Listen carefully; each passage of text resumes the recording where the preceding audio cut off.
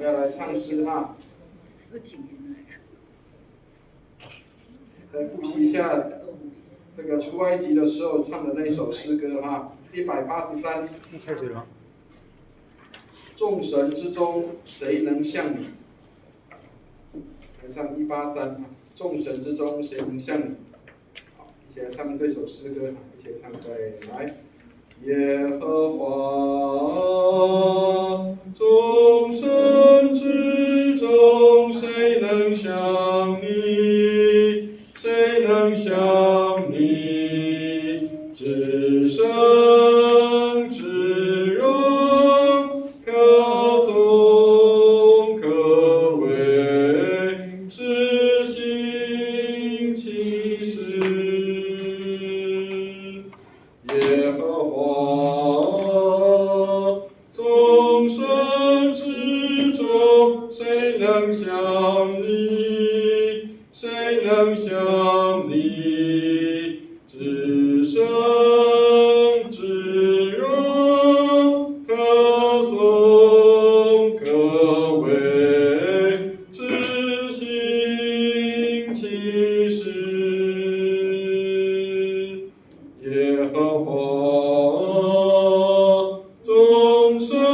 之中，谁能像你？谁能像你？至圣至荣，可颂可畏，至行其事。他说：“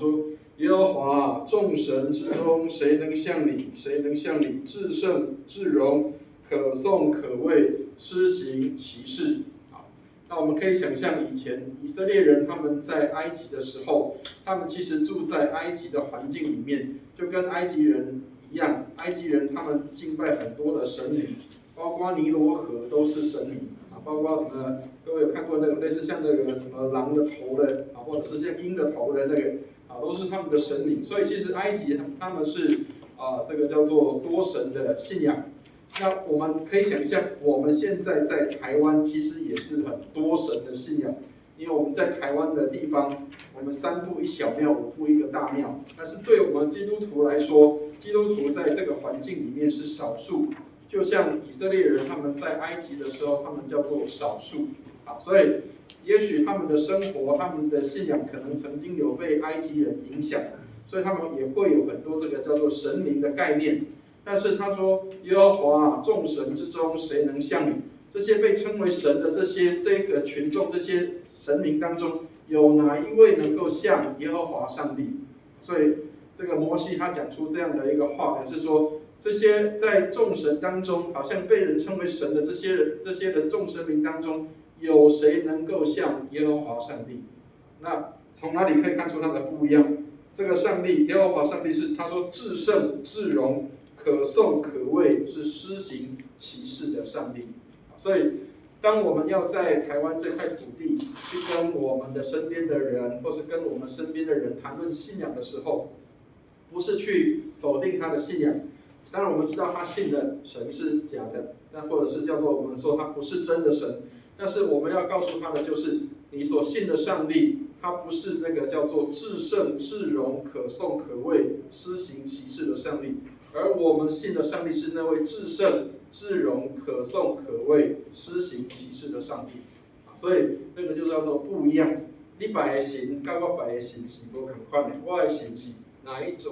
一样叫做神，或者说我们称什么样叫做神，是创造天地的主，而不是那个被造出来的神明，也不是像埃及人他们拜的那个叫山川或是水神，那个都不是神。只有上帝才是创造这一切的，所以这个叫做我们所认识的上帝跟一般的人是不一样的啊。好，我们再来复习这个圣经目录歌啊，请大家翻开这个第1页。好，第一首歌的左下边啊，圣经目录歌，我们再来复习一下圣经目录啊。好，创世纪出埃及啊，这个应该都很朗朗上口啊。好，我们再来唱一次这个圣经目录歌。这个课程最终的结果就是什么都忘记没有关系，但是圣经目录一定要记得啊，一定要记得啊。好，我们来唱这个圣经目录歌啊，一起来唱这个圣经目录歌，一起来唱在一起来。创世纪出埃及，利未民数记，申命记，约书亚，士师录的记，撒母耳上下，列王记上下，历代志上下，以斯拉记，尼希米，以斯帖，约伯诗篇，箴言传道书，雅各以赛亚，耶利米哀歌，以西结但以理，何西阿书，约珥阿摩斯，俄巴底亚书，约拿米迦，拿红哈巴谷，西番雅，哈该书，撒迦利亚，马拉基书。这个是旧约哈。好，新约目录，新约目录一起来唱一个，来。马太、马可、路加、约翰，使徒行传、罗马、哥林多、加拉太、以弗所、腓立比、哥罗西、帖撒罗尼迦、提摩太前书、提摩太后书、提多腓利门、希伯来、雅各、彼得前后书、约翰三书、犹大启示录。好，所以这个叫做新约目录。所以旧约有39卷，新约27，加起来就是66卷啊。这个是我们每次要来上课的时候，帮助我们大家做一点复习啊。所以新约跟旧约它是有传承的概念，千万不要觉得新约跟旧约是这个断掉的啊。因为很多人在读新约的时候，很不喜欢读旧约，为什么？因为旧约好像看起来那个神很凶悍，或者是说好像很杀戮，或者是好像动不动就生气。但是事实上，如果没有旧约的上帝的概念，我们对新约上帝的概念就会薄弱了。很多人都把上帝当作圣诞老公公，就是那种什么扯胡子啊，他也不会生气啦，好像这个一副很温和的样子。但是事实上，上帝是轻慢不得的，所以他好像是离人很远，但是又很贴近人。所以这个我昨天看到一个新闻也很好笑，就是这个查尔斯王子，现在叫做查尔斯国王的啊。这个各位知道那个英国的国王，那个新任的上任，他曾经有过一次在公开场合的时候称呼他的这个妈妈叫做妈咪啊。那后来被这个新闻大肆的报道，为什么？因为那是在不适当的场合去称呼这个他的妈妈。好，那为什么叫不适当的场合？因为他的妈妈在正式的场合的时候，她叫做什么？她叫做英国女王。所以在那个时候，那个当下，所有的人都必须要遵从她就是女王。好，虽然她跟查尔斯王子是母子的关系，但是在那个时候，她是全部的英国人的国王。好，但是呢，在家里面的时候可不可以这样？可以，在家里面的时候那个亲密的感受，所以我们跟上帝是亲密的。但是又要知道，在公开的场合当中，在公众的人的面前的时候，他是轻慢不得的。这样可以了解意思吗？所以上帝是轻慢不得的，就好像他在公开场合的时候，他是宣告他自己是上帝，他是这个国王这样的一个尊贵跟尊严。但是在家里的时候，他是可以跟孩子们很贴近、很靠近的。所以我们对上帝有那种这个敬畏，但是又是亲密的关系，这个是我们需要在信仰上去学习的功课。所以千万不要常常把上帝当成是这个圣诞老公公，但是也不要把上帝当作他好像很远，他其实是跟我们很贴近的。所以我常常在这个儿童主日学，常常跟一些那个老师们讲这个事情。我们当中很多这个主日学老师啊，他们在上课的时候，其实小朋友自己的孩子会贴近自己的爸爸妈妈，抱着这个爸爸妈妈的大腿，然后呢在那边游玩。可是他需要告诉孩子一件事情是：这个场合、这个时候，我是你的老师，需要给老师有空间，需要给老师有尊重，需要给老师有一个尊严在那个地方。虽然在家里面可以玩乐，但是同时我在这个角色上是一个老师的角色，所以每一个角色都有它的一个功用跟用途在。等一下我们会做一些的说明，等一下会说一些说明。好，我们一起来祷告。天父，我们感谢你为我们今天晚上的上课向你献上感恩，谢谢你让我们透过圣经能够更多认识你，也晓得在圣经中所启示的奥秘。愿你帮助我们更多晓得你在我们人生当中、生命里面美好的旨意跟计划，并且你有一个美好的带领，要让我们能够在生命当中更多来经历你、享受你，也更多知道你是上帝。谢谢你垂听我们的祷告，带领我们今天晚上的时间。感谢祷告，奉耶稣基督的圣名。好，我们要进入到的课程里面叫做先知书那上个礼拜有稍微跟大家提到有关先知的部分所以请大家稍微复习一下145页这边先知书的总论那要让大家可以稍微复习一下，了解一下，有先知，有的有写书，有的没有写书。没有写书的叫做行动的先知，或是说话的先知；但是有写书的，那个叫著书的先知。这样可以了解意思吗？所以著书的先知从谁开始？从这个以赛亚，有没有？我们说这个大先知有几位大先知以赛亚、耶利米、哀歌、以西结、但以理，这个都是叫做大先知书。这样可以了解意思吗？那我们上次讲过，大先知书不是因为它的重要或是不重要，不是，是因为它的篇幅比较大，内容比较多，然后范围比较宽广，这个叫做大先知书。这样可以了解意思吗？那小先知书它可能就是比较属于比如说区域性的，或者是哪几个，或是哪一个国家特别去说明的比如说像这个俄巴底亚书，它特别去讲到这个以东这个国家。或者是特别讲到这个北国以色列，或是南国犹大，比如说那个阿摩斯他就特别提到这个北国的这个以色列国那当然也有很多这个其他的会提到某一些地方或事件，但是这个范围都会比较小一些或是少一些。那大先知书就是它的范围比较大，然后内容比较多，篇幅比较长，这个叫做大先知。好，那跟各位先做一点说明在古代里面，这个跟我们为什么叫做基督信仰有关系。所谓的基督的意思就是这个叫做受膏者的意思。好，那古代的受膏者有几个身份是要受膏的。好，这几个身份就是君王、祭司跟先知。这样可以了解意思吗？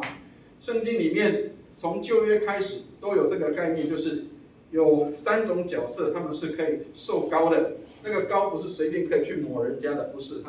所以千万不要觉得那个受膏是有什么那个自己可以去做那个东西，并不是。好，那这个文化不是只有希伯来人或是有那个以色列人特有的，包括当时已知的世界里面，大部分的这些的民族都有这样的一个概念，就是你要成为国王，或是你要成为一个领袖，你必须要被油来膏抹。好，所以受膏者的意思，受膏者有这3个角色：君王、祭司跟先知好，那我们在新约里面就是叫做基督了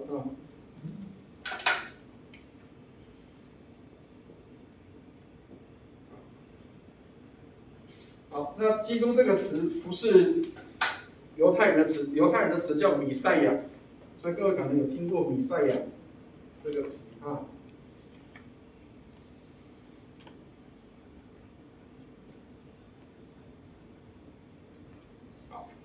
弥赛亚是犹太人或是以色列人他们对于受膏者的称呼。好，那希腊人他们就称这个叫做基督 ，Christos， 就是这个基督的意思。好，那不管是希腊人或希伯来人，他们对于这个领袖或者是叫做这个角色，他们都要用一个证明，这个证明就是他需要受高利，所以受高是一个动作，这个是一个动作，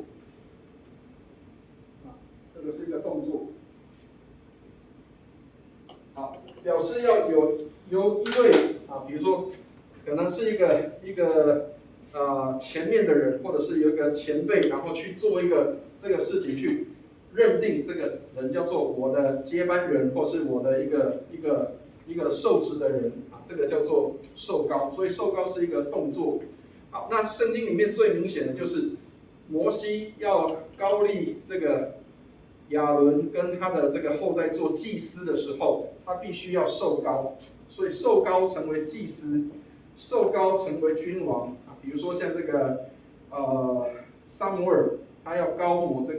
立这个扫罗或者是大卫所以君王会被膏立，然后先知也一样，先知也被膏立，为什么？因为先知代表是一个领袖的一个角色的特质之一所以比如说像以利沙，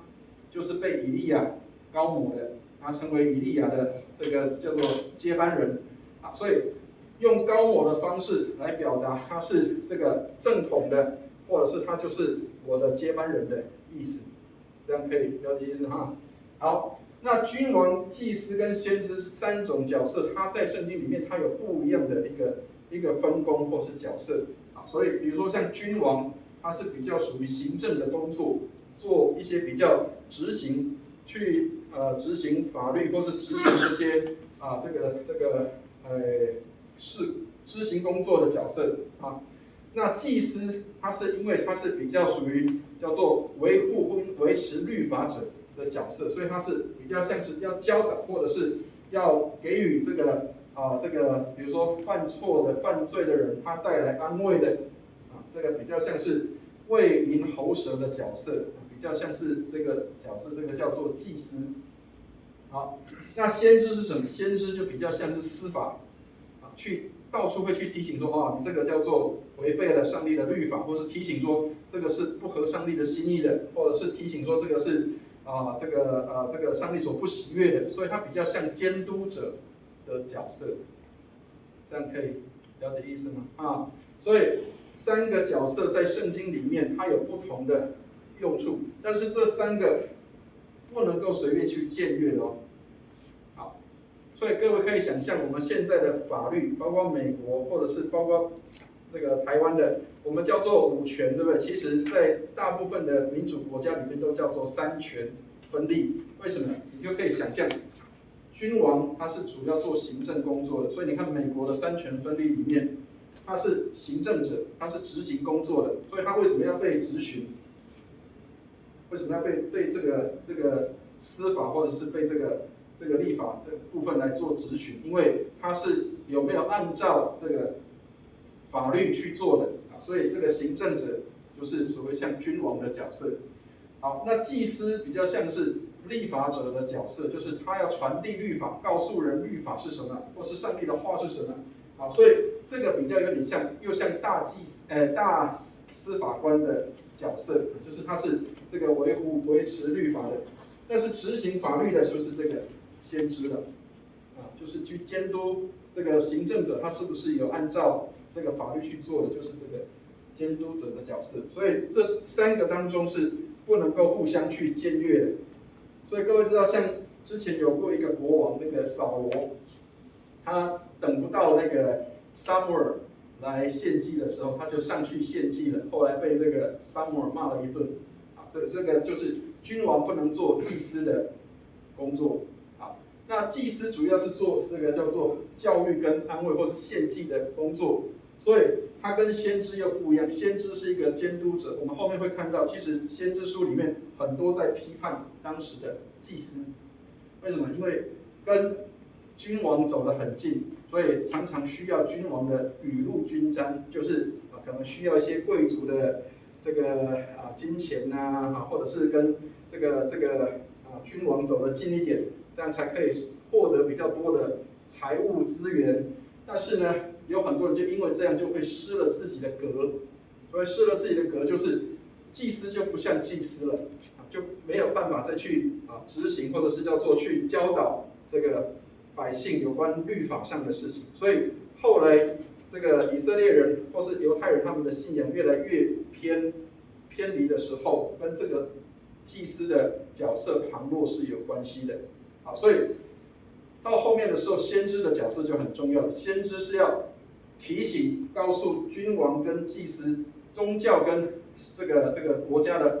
国政的这个执行的人，提醒他们说，不应该偏离上帝的话，或是不应该偏离上帝的律法。好，所以这个先知比较像是监督者的角色，提醒说，你这样做是错的。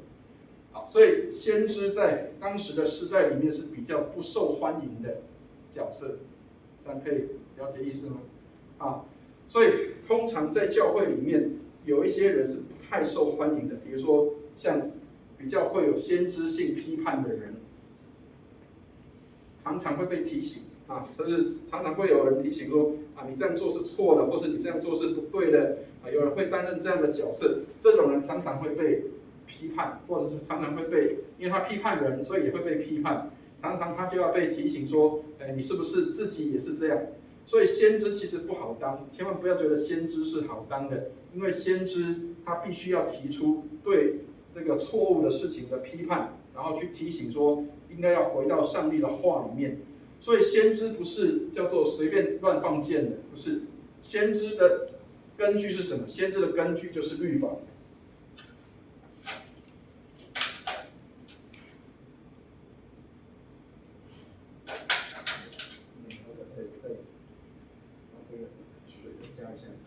好，先知不是乱放箭的，先知的根据是律法，所以千万不要觉得这个有的人很会骂人，那个叫先知，其实不是，就是你是不是语法有据，你能不能够真的叫做站在律法的基础上去指责人的错误，那个才是叫做先知，这样可以了解意思吗？所以千万不要以为在教会里面随便骂人的就是先知或者是说他具有先知性的批判，没有，不是。如果你没有按照律法的话，那你这个叫做随便乱放箭，懂意思吗？所以千万不要觉得说会骂人的就是有先知性批判，没有。好，那祭司比较像什么？祭司比较像是带来安慰者，或是说带来一些的比较能够安抚人心的这样的一个角色。所以祭司通常在教会里面比较像是牧者的角色，比如说当有人遇到困难或是遇到问题难处的时候，去哪里可以找到一些的咨询，或是去哪里可以找到一些安慰，就透过这个祭司来做这个事情。好，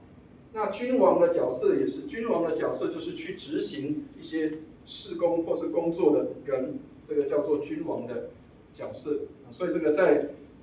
在以色列人当中，他们有这三个不同的身份。那很少有人是三合一的角色，所以圣经里面具有这三个合一的很少。大概像摩西，或者是像这个撒母耳，他们都有这三个角色的这样同时的扮演。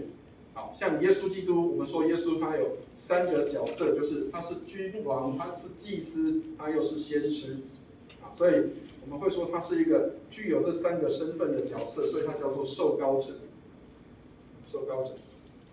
好，到这边这样可以吗？所以这个千万不要随便去乱叫人家先知，特别现在很多教会里面，很多人去参加特会，然后就会有很多人自封自己叫做先知或者是叫做使徒。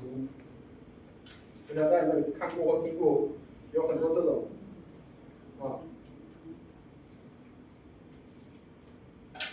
很多人觉得当牧师还不够，对不对？这个还要再多高一层一点，就是当这个先知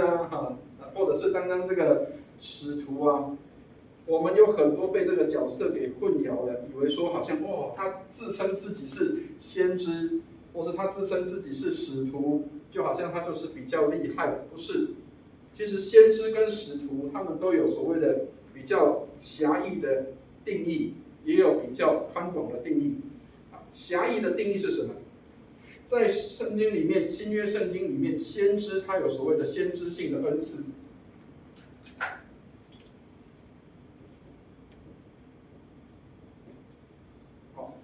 是名称啊，叫做恩赐啊。先知性的恩赐有哪些？比如说叫做智慧的言语，或是叫做知识的言语。这个我们等那个新约的时候会再讲的更详细一点啊。但是大致上可以跟大家做一点区分，就是所谓智慧的言语是什么？事情还没有发生，它能够讲出可能会发生什么事情，或是未来会有什么事情会发生的，这个叫做智慧的言语。好，所以有很多先知性恩赐的人，他们会讲出未来还没有发生的，或者是会去预言到未来可能会有什么样的事情发生，这个叫做知识的言语，这样的恩赐。智慧的言语，对不起，智慧的知识的言语是什么？就是发生的事情，这个事情发生了，大家不知道怎么去解释它，或者是不知道怎么去看待这样的事情，他能够说出这个东西或者是事情的一个缘由，或者是说出这个事情的一个提醒是什么？这个叫做知识的言语，这样可以了解意思吗？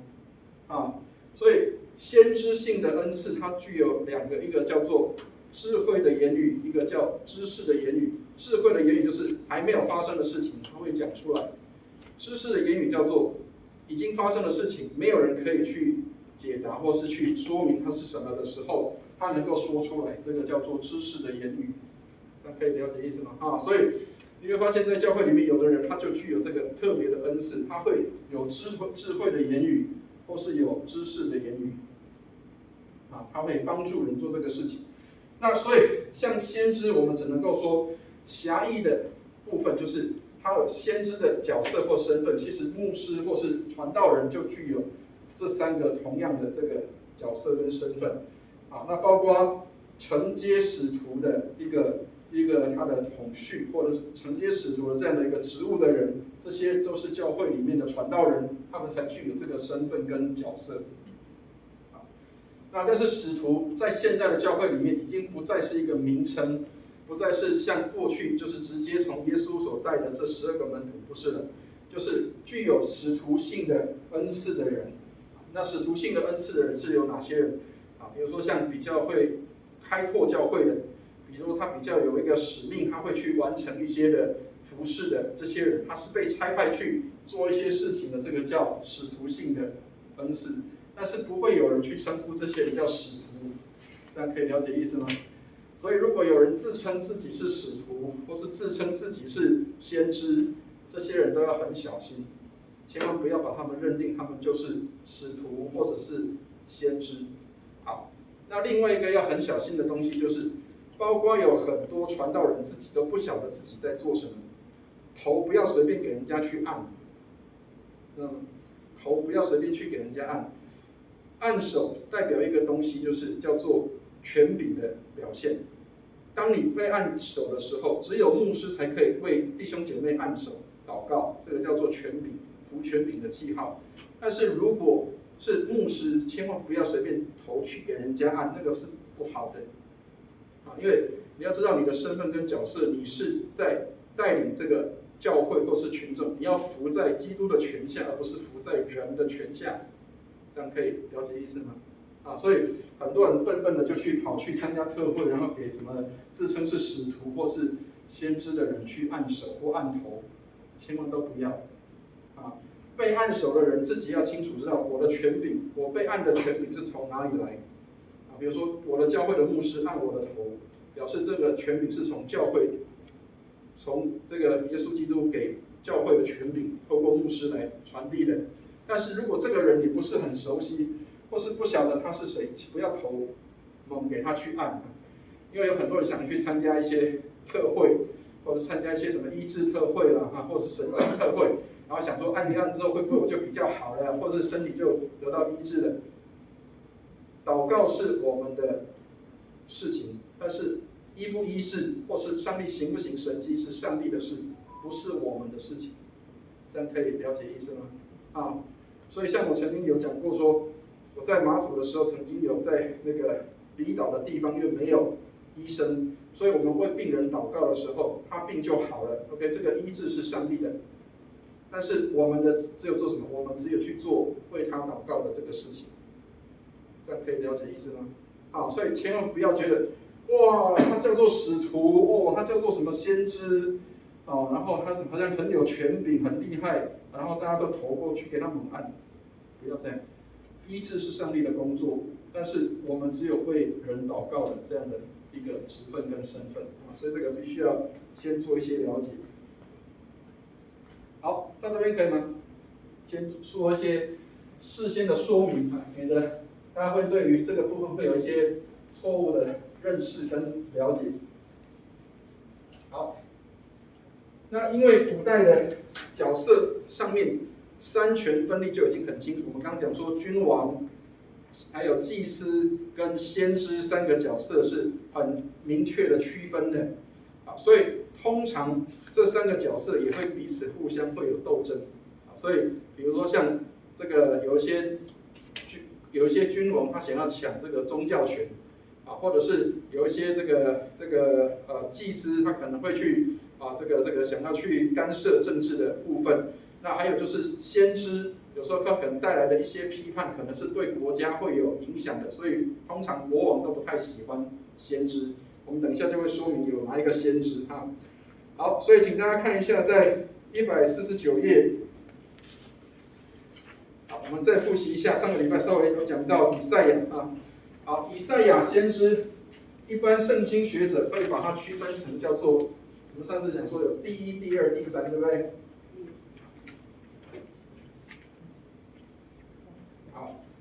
这个是圣经学者他们的区分，但是事实上，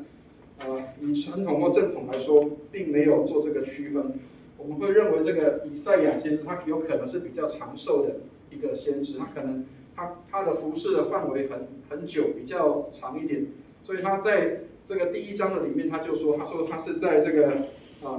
乌西亚、约坦、亚哈斯、西西家王在位的时候的先知，所以他历经4个国王。大家看一下，在149页，作者的地方，他说：“先知以赛亚是犹大国王乌西亚的堂兄弟，然后住在耶路撒冷，他是皇族，所以他是这个在皇家里面的皇家里面的先知，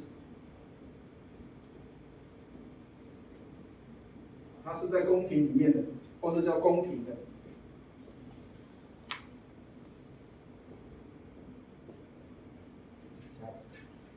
朝廷啊，或是宫廷的先知。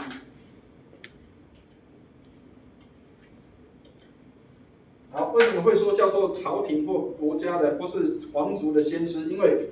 国王身边一定要有一些人给他叫做智库，就是要给他有一些出谋划策，或者是知道说这个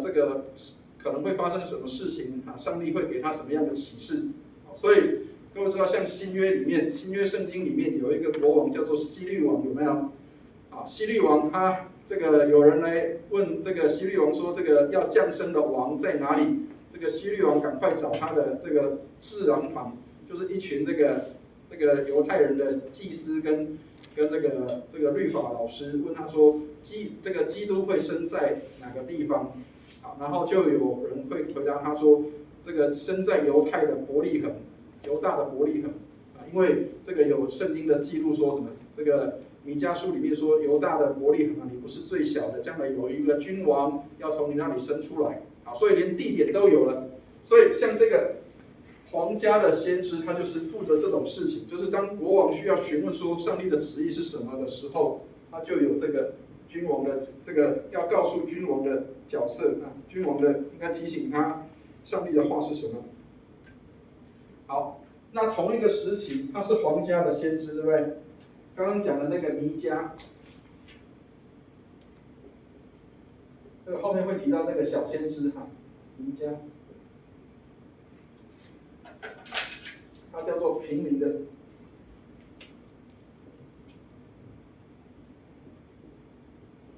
好，两个人是同一个时代的，弥迦跟这个以赛亚。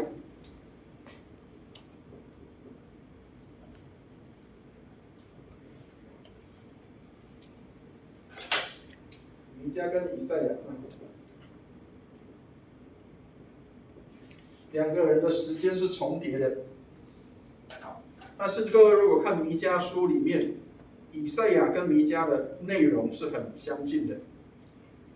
但是一个是在皇家里面，一个是在平民百姓当中做先知的。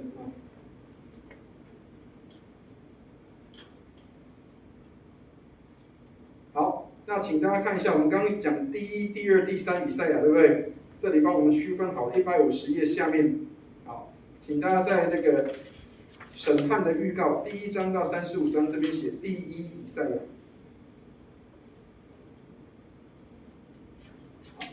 那36到39这个叫第二以赛亚，其实应该要更多了，一直到那个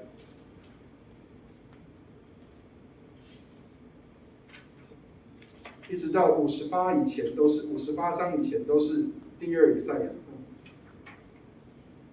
好，58章以后到66这个叫第三以赛亚。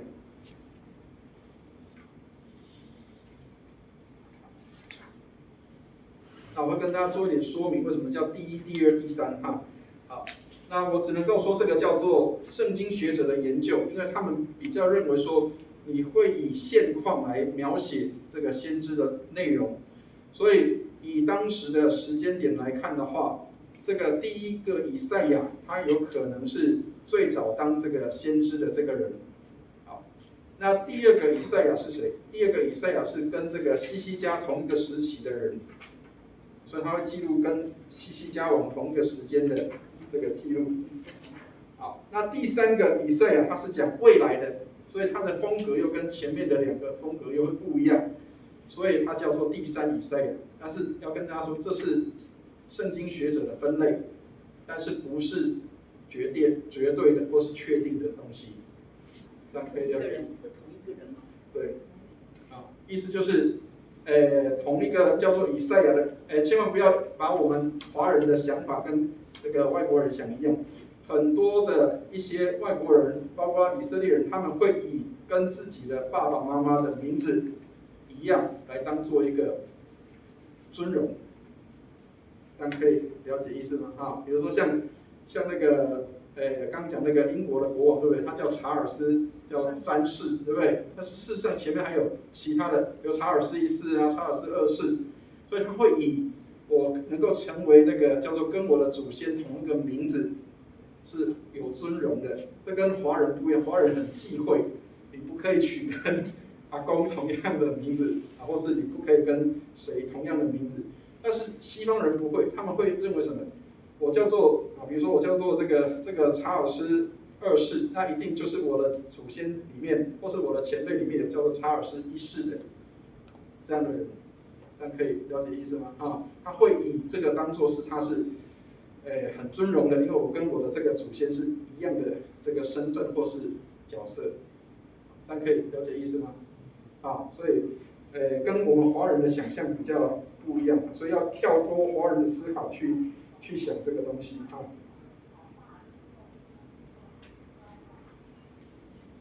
好，但是这个以赛亚书在旧约圣经里面是一卷相当重要的书，它被称为是旧约的福音书，所以请大家看一下150页，这个简易分段的这个上面倒数第3行，那以赛亚书又称为旧约的福音书，为什么？因为该卷书对主耶稣的一生。神借着耶稣基督所施行的救恩及末日的审判，都有最详尽的写说跟准确的预言。啊，所以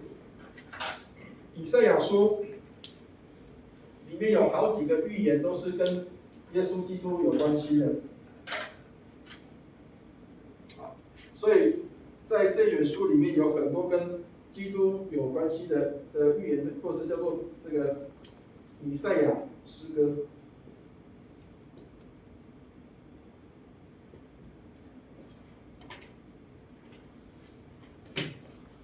为什么叫以赛亚诗歌？因为他用诗歌的这个文体的方式来预言耶稣基督，或是将来的那个弥赛亚，他有什么样的特质跟特性啊？所以这个如果有在弟兄会里面的话，可能会听过这个邵文弟兄他讲过那个叫做米赛亚的诗歌或是这个米赛亚的那个一个未来的米赛亚，他会有一些什么样的一个特质或者是他会带来一些什么？好，所以请大家看一下在155页。叫做安慰与拯救的预告，叫仆人之诗请大家看一下155到156页，这里有提到有关于拯救、惩罚后的拯救，那谁来做这个拯救？还有对以色列的拯救，对万邦的拯救，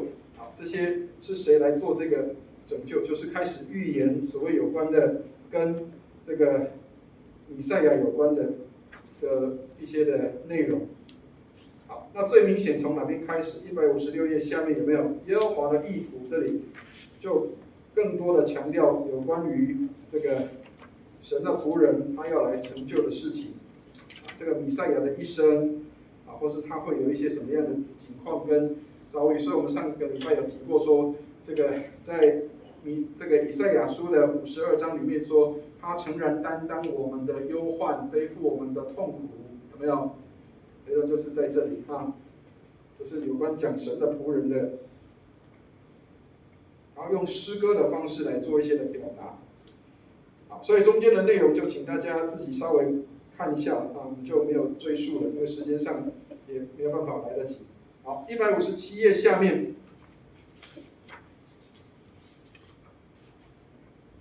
提到必来的国度，就是未来的，所以以赛亚他不是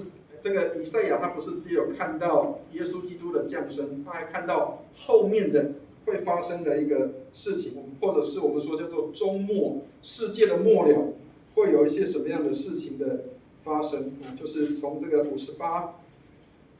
到66章的地方内容，就是以赛亚写有关于末世的部分。所以旧约圣经里面就已经有提到有关终末或是叫做末世的，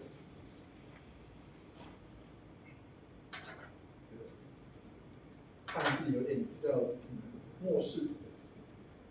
或是叫做终末。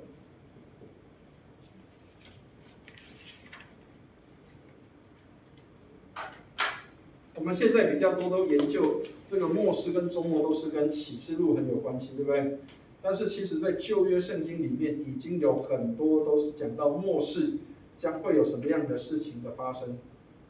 或是这个弥赛亚会再来的时候他会发生什么样的事情。好，所以对以色列人来说，这个受苦的弥赛亚他们会把它想象成这是在预言以色列人的受苦。但是新约圣经里面把这个受苦的仆人，这个受苦的弥赛亚，就是灌给了耶稣基督，就是他就是这个以赛亚书里面所说的上帝的仆人，就是这个上帝的仆人来拯救万民的他是来拯救世人的，他是来这个带来这个上帝的祝福临到世界的这样一个角色。好，所以以色列人他们把以赛亚书里面的有关于神的仆人的这个角色定义成这是在讲以色列人，或是以色列民族。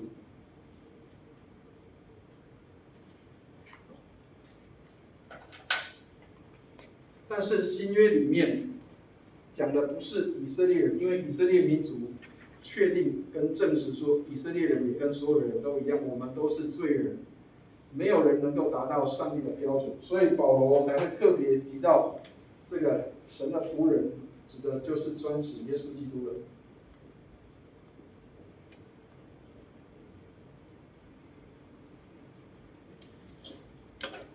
这样可以了解意思吗？旧约里面的以色列人，他们都认为这个受苦的仆人就是指我们这些以色列人。所以为什么以色列人要受苦？因为受苦，我们就是代表我们是服侍上帝的人，服侍上帝的人要受苦的。然后，但是上帝会透过我们来祝福的。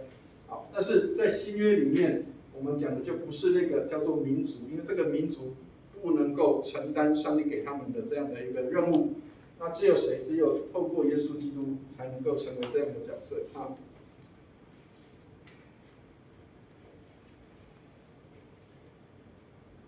好，到这边可以吗？有没有什么样的问题？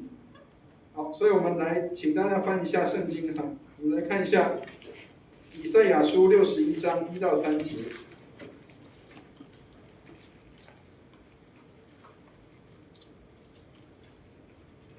我们来看一下这个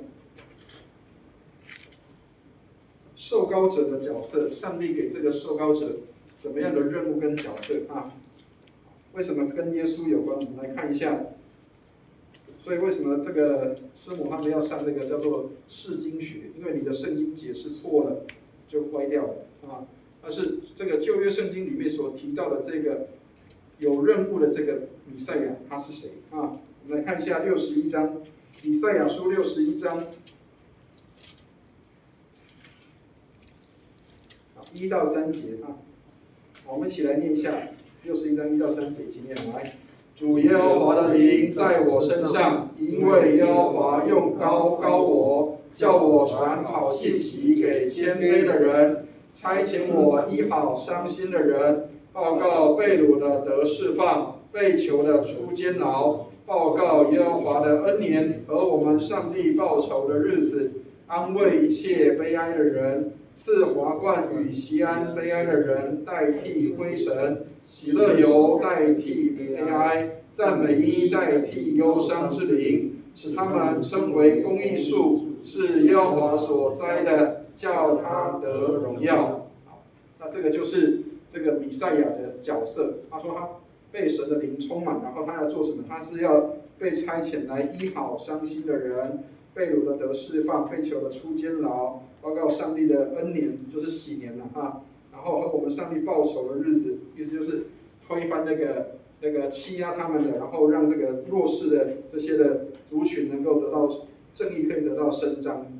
啊，然后可以安慰这些悲哀的人啊，赐华冠给锡安悲哀的人代替灰尘，这些人他们受苦了，所以上帝要特别用这些来代替他们，让他们能够成为本来是很羞辱的，然后成为荣耀的，所以这个就是这个弥赛亚他要来的那个角色。好，所以为什么我们会说跟耶稣有关？耶稣在会堂里面也曾经用这一段来说明他自己。他说他来了是要做这些事情的。好，所以后来这个以色列人他们很不喜欢耶稣，为什么？因为你怎么自己称呼自己是这个角色？没有人敢去僭越这个角色。所以对当时的人那个大不敬，就是把自己当成神，好像跟神同等的话，他们会认为那个叫不敬，对上帝的不敬。所以这个就是为什么耶稣会被讨厌的原因啊！因为耶稣来，他说我就是那一位的时候，很多人是拒绝的，很多人是拒绝的啊。好，到这边可以吗？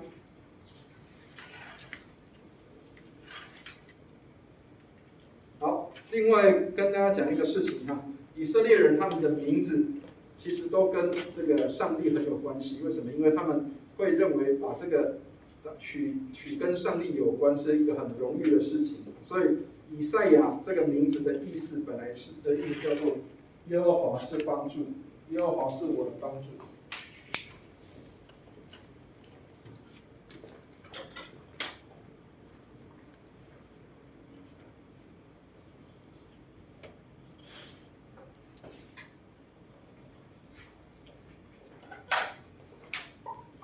所以像有的人他会取的名字叫什么？比如说叫天助啊，或者叫上帝是我的帮助，或是这个上帝是我的力量啊，类似像这个，就是类似像这个意思，它叫做天助啊，或者是叫做这个上帝是我的帮助啊。所以如果你看圣经里面那个名字，常常有出现什么亚，大概都是跟耶和华有关系啊，什么以赛亚啊，或是这个。或是耶有关系啊，耶利米这个都是亚跟耶都是他们的那个跟上帝有关的名字啊。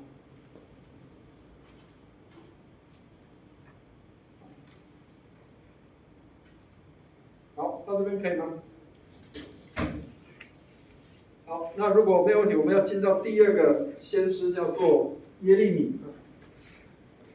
那这个耶利米也是一个很精彩的先知。耶利米我们通常都会称呼他叫做流泪的先知，所以请大家在旁边注意一下流泪的。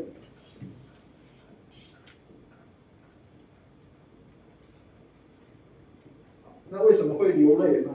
我们待会跟大家说明。所以刚刚有提到一个事情，就是通常先知讲的东西都是当时的人所不喜欢的，或是国王不想听的。用现在的话讲叫做唱衰了，知道吗？很多人都讲说这个唱衰啦，这个国家怎么样这个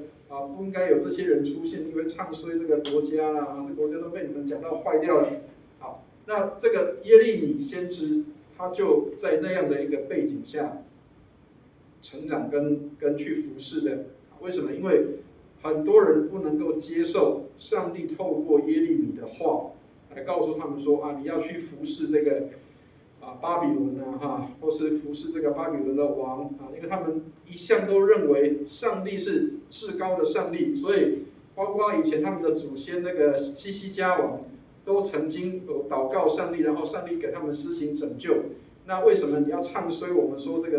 个上帝要我们去服侍这个巴比伦王？所以你可以想见，那个耶利米先知他的压力很大，就是他讲出来的东西是人家不喜欢听的。这样可以了解意思吗？所以其实先知千万不要觉得先知好当，先知通常都是孤单的，先知通常都是讲一些叫做人家不喜欢听的话好，耶利米的名字刚刚提到跟耶或是跟雅有关系，都是跟那个耶和华有关系。耶利米的名字的意思是耶和华建立，或是耶和华差派的意思。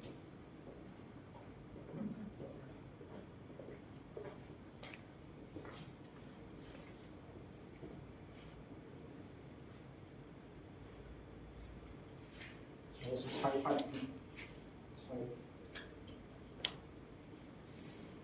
意思就是他是上帝所差派的。好，那从哪里去证明他是上帝所差派的？他说他从母胎的时候，上帝就已经呼召他成为先知好，请大家看一下耶利米书的1章5节。我们看完这一节圣经就可以下课好，我们请看一下耶利米书第1章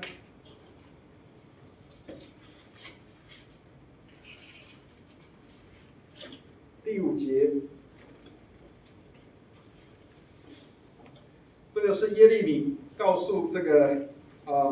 当时的人说，我的先知的角色是上帝认可的，上帝认定的。从哪里认定？我们来看一下1章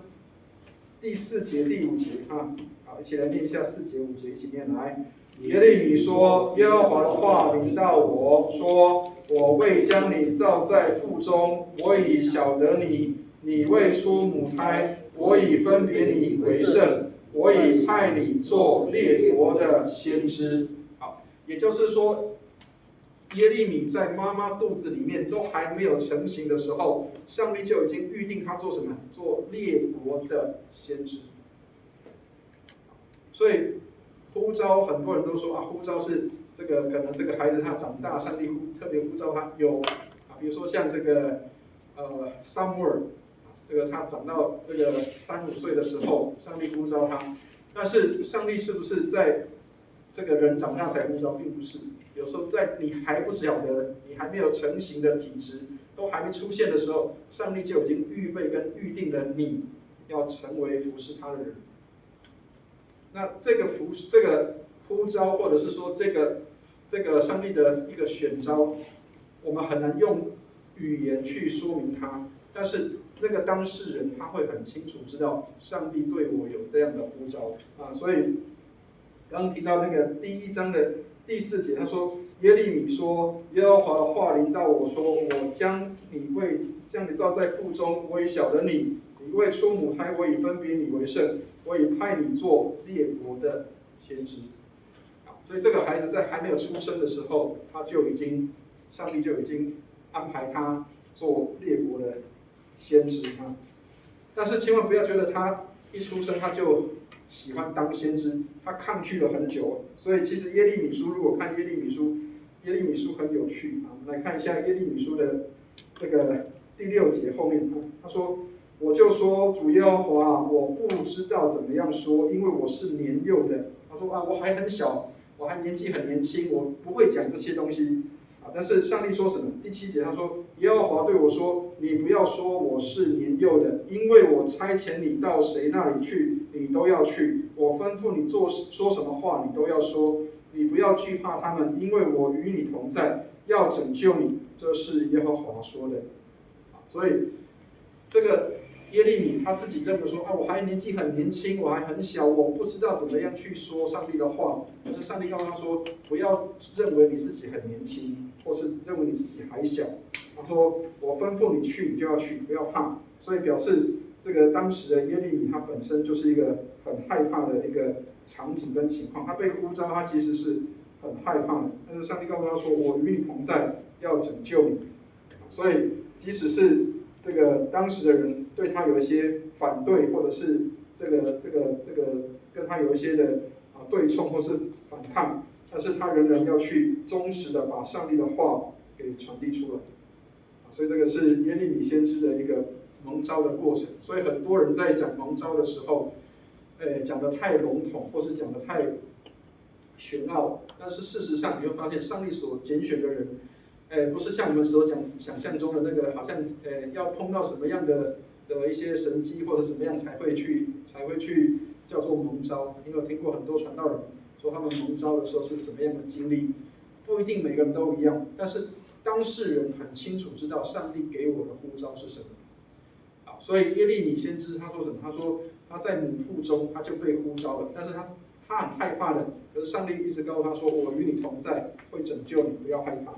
所以这个是一个历程。也许可能有很多人会认为说啊，当这个传道人当先知好像是很容易的，但是其实你看这个耶利米他是很害怕，他很怕去讲上帝的话，因为他说我是年幼的，我连怎么讲我都不知道。可是上帝告诉他说，我与你同在，要拯救你。所以千万不要觉得这个好像是自己的能力，并不是。上帝与我们同在，能力是从上帝来的，所以我们能够成为传道的人，或是成为先知的角色，能够去提醒别人、告诉别人，是上帝的能力充满在你的身上，不是你自己的能力，不是你自己很厉害，是上帝的同在啊。这个是耶利米书给我们带来的一些提醒。好，这个就先到这边哈，好，我们先休息10分钟，下一堂课再继续。